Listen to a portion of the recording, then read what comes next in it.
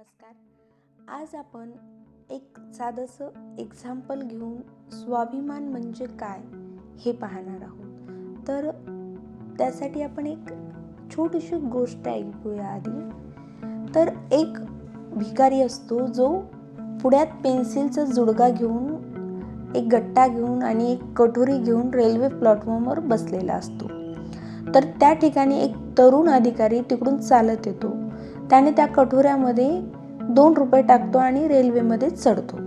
Railway सुरू होणार इतक्यात काहीतरी त्याच्या मनात येतं आणि तो चटकन त्या भिकाऱ्याजवळ येतो. त्याच्या पुढील ज्या पेन्सिली असतात त्यातील एक जुडगा उचलतो आणि म्हणतो, आता ठीक आहे, जेवढे पैसे तेवढ्याच पेन्सिली. शेवटी तूही व्यावसायिक आहेस आणि मीही व्यावसायिक आहे. आणि तो तसं म्हणून डब्यात शिरतो. त्यानंतर 6 महिन्यांनी तो अधिकारी एका कार्यक्रमाला जातो. तिथे तो भिकारी सूटबुटात आलेला असतो. भिकाऱ्याने त्या अधिकाऱ्याला चांगलंच ओळखलेलं असतं, पण अधिकाऱ्याने त्या भिकाऱ्याला ओळखलं नसतं. त्यामुळे तो भिकारी त्या अधिकाऱ्याच्या जवळ येतो आणि म्हणतो, तुम्ही मला कदाचित ओळखलं नसणार, कारण तुम्ही माझ्या चांगले लक्षात आहेत, पण मी तुमच्या लक्षात नाही. मग त्याने तो प्रसंग सांगितला जो रेल्वे प्लॅटफॉर्मवर घडला होता. तो प्रसंग सांगितल्यावर त्या अधिकाऱ्याला तो आठवला आणि तो म्हणाला, तू सांगितल्यावर आता मला आठवलं, पण तू तर भीक मागत होतास, मग इथं सूटबुटामध्ये तू काय करतो आहेस? तर तो भिकारी काय म्हणतो, तुम्ही माझ्यासाठी काय केलं याची तुम्हाला कल्पनाही येणार नाही. माझं स्वाभिमान, आत्मप्रतिष्ठा मला परत मिळवून दिली. तुम्ही पहिलेच मला भेटलात, ज्याने मला माझा स्वाभिमान जागृत केला आहे. खूणगाठ बांधली की मी आता काहीतरी काम करणार आहे. आणि मग सरळ जवळच्या सामानाचं गाठोडं खांद्यावर टाकलं आणि मेहनत करायला सुरुवात केली. आणि मी आज इथे आहे. मला जी नवीन दृष्टी दिल्याबद्दल, मला माझ्या स्वतःची जाणीव करून दिल्याबद्दल मला तुमचे आभार मानायचे आहेत. त्या प्रसंगामुळे माझं आयुष्यच बदलून गेलं. तर या गोष्टीवरून भिकाऱ्याच्या आयुष्यात नेमका काय बदल झाला? भिकाऱ्यात झालेला बदल म्हणजे त्याचा स्वाभिमान जागा झाला आणि त्यामुळे त्याची कार्यक्षमता सुधारली.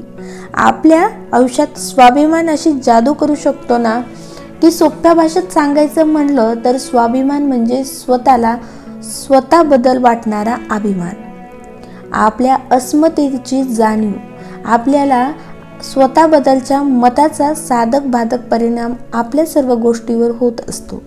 अगदी आपल्याकडून केलं जाणारं एकूण काम, त्याचा दर्जा, तसं एक पालक म्हणून आपली भूमिका, यापासून ते आपण आयुष्यात जे काही साध्य करतो ना, तिथपर्यंत त्याचा परिणाम होतो. यश किंवा अपयश निश्चित करणारा स्वाभिमान हा महत्त्वाचा घटक असतो. उच्च आत्मप्रतिष्ठेमुळे आयुष्य सुखी, आनंदी आणि अर्थपूर्ण होतं. आपले मोल, आपले सामर्थ्य याची स्वतःला जाणीव जोपर्यंत होत नाही तोपर्यंत आपला स्वाभिमान उंचावू शकत नाही. एखाद्याला यश मिळवायचे असेल तर त्याला आतूनच चालना मिळावी लागते. असा निष्कर्ष आजवरच्या जागतिक इतिहासातील सर्वात मोठ्या नेत्यांनी आणि मार्गदर्शकांनी काढला आहे.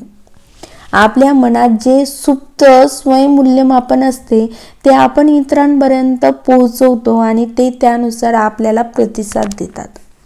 निश्चित विचार क्षमता आणि जबाबदारी स्वीकारण्याची तयारी यांच्या साहाय्याने उच्च स्वाभिमान असलेली माणसं विशाल होत असतात.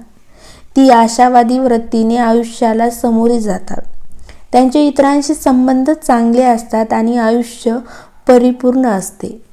ती कार्यप्रवण आणि महत्त्वाकांक्षी असतात. ती अधिक संवेदनाक्षम असतात. त्यांची कामगिरी आणि आव्हान स्वीकारण्याची क्षमता वाढत असते. अशी माणसं नवनव्या संधी आणि आव्हानांनी यांना समोर जातात. ती टीका आणि प्रशंसा मोठ्या खुबीने आणि सहजपणे आदान प्रदान करू शकतात. स्वाभिमान ही जाणीव आहे.